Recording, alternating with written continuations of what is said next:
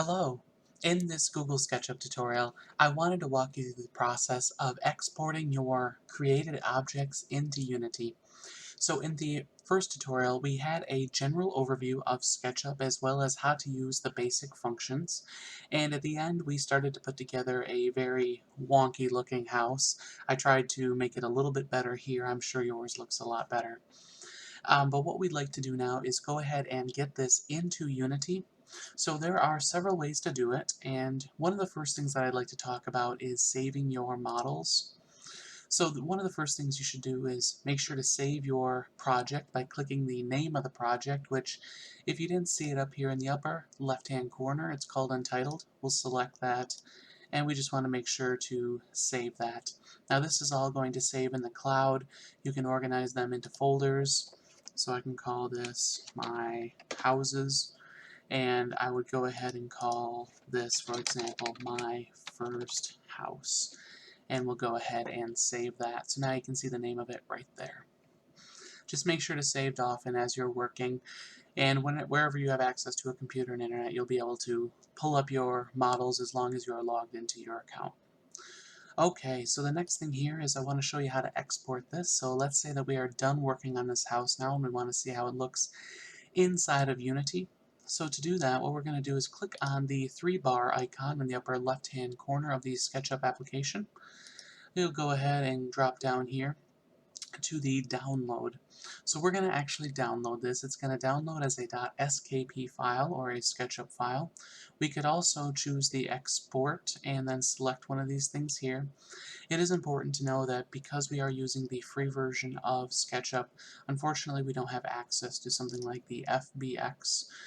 We'd have to upgrade to one of the paid versions of Google Sketchup, but for the time being though, we're just going to go ahead and download it as a SketchUp file. You can go ahead and choose your version of SketchUp. I'm using Unity 2019, so I'm going to download it as a 2019 file. I do not think that you'll have any issue if you choose to download it as a Unity 2020, especially if Unity 2020 is installed on the computer you are using. Okay, so we'll just go ahead and download that. It's going to download again that SKP file you can see here in the lower left-hand corner. And what I've gone ahead and done is set up a basic Unity scene. So if you need help setting up a Unity project, please check out the project setup video on this channel. But this is just a basic 3D project, and what I did is I modified it by adding a plane and scaling it to 5 on XYZ. And then I added a custom controller, first-person controller. This is the one that I used here, the FP All-in-One. I would encourage you to take a look at this one. It's a very nice alternative to the Unity Standards first-person controller, and I do like it very much. Alright, so what we're going to do is actually, I'm just going to go up to my top-level assets folder, and then let's go ahead and drag in the My First House SKP, and we'll just drag and drop directly inside of Unity. Now, if we take a look at the settings here,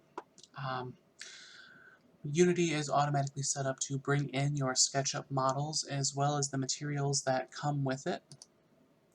If you open it up here, you can see some of the places where all the materials will be going.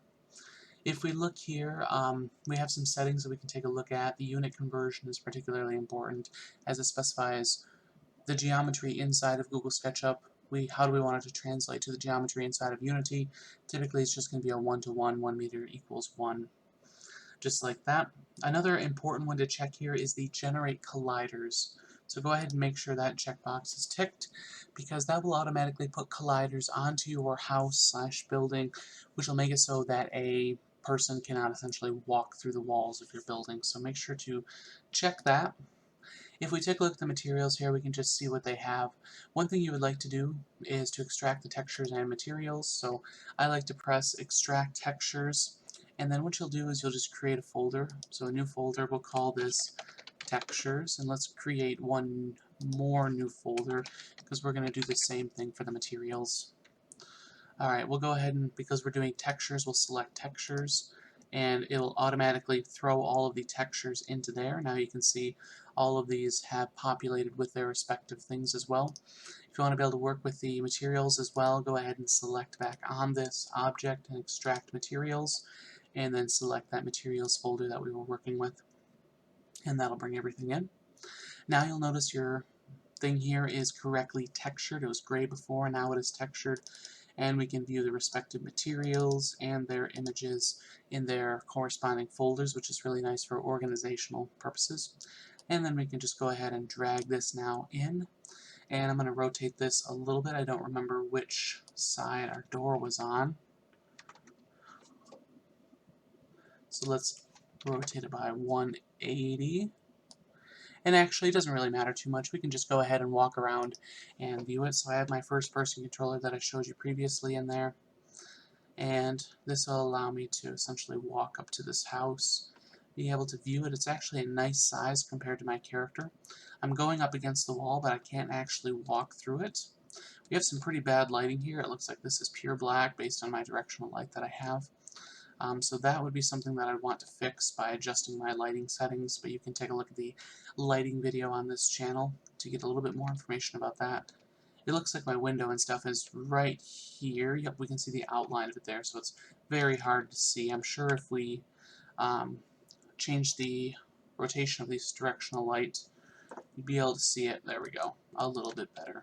So that's really cool. And if you did watch the first part, you could have made the house hollow, so we could have actually walked into this house. It looks like my character would have been a little bit too tall for that, so we probably would have wanted to figure out what the height of my character was. I think mine is about 1.5 meters or 2 meters tall, so you would have wanted to make your door about that same size inside of Google Sketchup, and then that'll translate nicely to when you go to try that out in Unity. Alright, so I hope that was really helpful in getting your models with textures into Unity. If you have any questions, please do not hesitate to reach out in the comment section below or to your instructor for further questions. Thank you very much.